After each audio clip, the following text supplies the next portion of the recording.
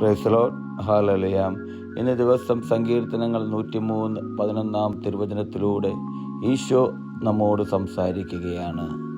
ഭൂമിക്കുമേൽ ഉയർന്നിരിക്കുന്ന ആകാശത്തോളം ഉന്നതമാണ് തൻ്റെ ഭക്തരോട് അവിടുന്ന് കാണിക്കുന്ന കാരുണ്യം.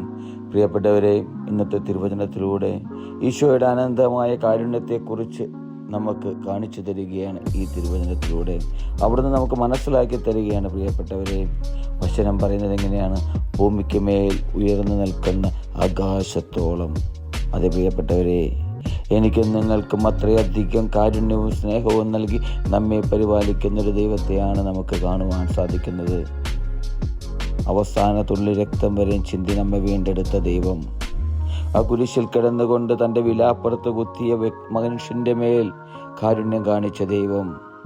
പ്രിയപ്പെട്ടവരെ, ഇതുപോലെ ആ ഈശോ നൽകിയ അനന്തമായ കാരുണ്യം നമുക്കും നമ്മുടെ ചുറ്റുപാടും പകർന്നു കൊടുക്കുവാനായിട്ട് സാധിക്കണം.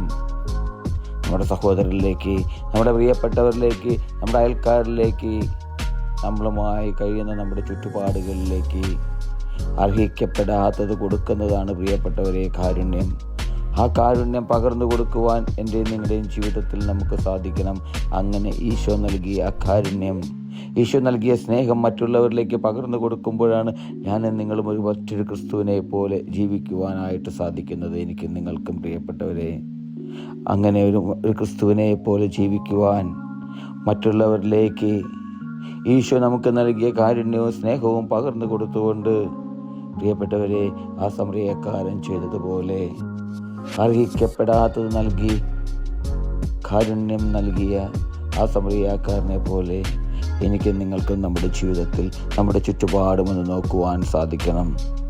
ഇതുപോലെ മറ്റുള്ളവരിലേക്ക് ഇറങ്ങിച്ചെല്ലുവാൻ, നമ്മുടെ ചുറ്റുപാടുകളിലേക്കും ഒന്ന് ഇറങ്ങിച്ചെല്ലുവാൻ എനിക്കും നിങ്ങൾക്കും സാധിക്കട്ടെ നമ്മുടെ ഇനിയുള്ള ജീവിതത്തിലെങ്കിലും. ഹല്ലേലൂയ. ആമേൻ.